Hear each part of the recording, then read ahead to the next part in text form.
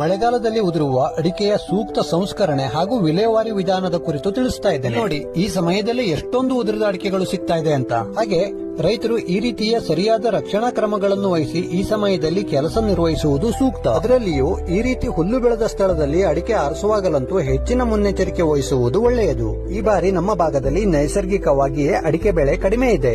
ಇದರ ಜೊತೆ ಈ ರೀತಿ ಅಕಾಲಿಕವಾಗಿ ಉದುರುತ್ತಿರುವ ಅಡಿಕೆ ಮತ್ತಷ್ಟು ನಷ್ಟವನ್ನು ಉಂಟು ಮಾಡುತ್ತಿದೆ. ಇಂತಹ ಸಮಯದಲ್ಲಿ ಈ ರೀತಿಯ ಅಡಿಕೆಯನ್ನು ಸಹ ಹಾಳು ಮಾಡಲು ಬಿಡದೆ ಆರಿಸಿ ತಂದು ಸಾಧ್ಯವಾದಲ್ಲಿ ಸಂಸ್ಕರಣೆ, ಇಲ್ಲವಾದಲ್ಲಿ ಸೂಕ್ತ ಮಾರುಕಟ್ಟೆಯಲ್ಲಿ ವಿಲೇವಾರಿ ಸಹ ಮಾಡುವುದು ಸೂಕ್ತ. ಇಲ್ಲಿ ನಾನು ಹಣ್ಣಡಿಕೆ ಅಥವಾ ಗೋಟಡಿಕೆಯನ್ನು ಬೇರ್ಪಡಿಸಿ ಮನೆಯ ಎದುರಿನ ಅಟ್ಟಕ್ಕೆ ಹಾಕಿದ ತಗಡಿನ ಅಡಿಯಲ್ಲಿ ಹಾಕಲು ವ್ಯವಸ್ಥೆ ಮಾಡಿಕೊಂಡಿದ್ದೇನೆ. ಅಟ್ಟಕ್ಕೆ ತಗಡನ್ನು ಹಾಕುವ ಸಮಯದಲ್ಲಿಯೇ ಸುಲಭವಾಗಿ ತೆಗೆಯುವ ರೀತಿ ಸಹ ಇಟ್ಟುಕೊಂಡರೆ ರೈತರಿಗೆ ಈ ವ್ಯವಸ್ಥೆ ಬಹು ಉಪಯೋಗಕಾರಿಯಾಗುತ್ತದೆ. ಇದರಿಂದ ಅಡಿಕೆ ಸುಲಭವಾಗಿ ಒಣಗುವುದಲ್ಲದೆ ಉತ್ತಮ ದರ್ಜೆ ಹೊಂದಿ ಒಳ್ಳೆಯ ದರ ಸಹ ದೊರಕುತ್ತದೆ. ಈ ರೀತಿಯ ವ್ಯವಸ್ಥೆಯನ್ನು ಮಾಡಿಕೊಂಡಲ್ಲಿ ತಗಡು ತೆಗೆಯುವವರೆಗೂ ಮಳೆಯ ಭಯವಿಲ್ಲದೆ ಅಡಿಕೆಯನ್ನು ಒಣಗಿಸಬಹುದು. ಉಳಿದ ಹಸಿ ಅಡಿಕೆಯನ್ನು ಆರಿಸಿ ಈ ರೀತಿ ನೀರಿನಲ್ಲಿಟ್ಟು ಬೇಯಿಸಿ ಒಣಗಿಸಿದಲ್ಲಿ ಉತ್ತಮ ದರ್ಜೆಯ ಕೊಳೆ ಅಡಿಕೆಯನ್ನು ತಯಾರಿಸಬಹುದು. ಕಷ್ಟಕರವಾದ ಈ ಕೆಲಸದಿಂದ ತಯಾರಾಗುವ ಮಳೆಗಾಲದ ಅಡಿಕೆಗೆ ಮಾರುಕಟ್ಟೆಯಲ್ಲಿ ಯೋಗ್ಯ ದರ ಸಹ ದೊರಕುತ್ತದೆ. ಇದು ಸಾಧ್ಯವಾಗದಿದ್ದಲ್ಲಿ ಉಳಿದ ಹಸಿ ಅಡಿಕೆಯನ್ನು ಚೀಲಗಳಲ್ಲಿ ತುಂಬಿ ಹತ್ತಿರದ ಸಹಕಾರಿ ಸಂಘಗಳಲ್ಲಿ ನಡೆಯುವ ಮಳೆಗಾಲದ ಅಡಿಕೆ ವ್ಯಾಪಾರಕ್ಕೆ ಸಹ ಹಾಕಬಹುದಾಗಿದೆ. ಇದು ಆಗದಿದ್ದಲ್ಲಿ ಈ ರೀತಿ ನೆರಳಿನಲ್ಲಿ ಹರಡಿಟ್ಟು ಸುಣ್ಣವನ್ನು ಉದುರಿಸಿ ಬಿಸಿಲು ಬಂದ ನಂತರ ಒಣಗಿಸಿ ಸುಲಿಯಬಹುದಾಗಿದೆ.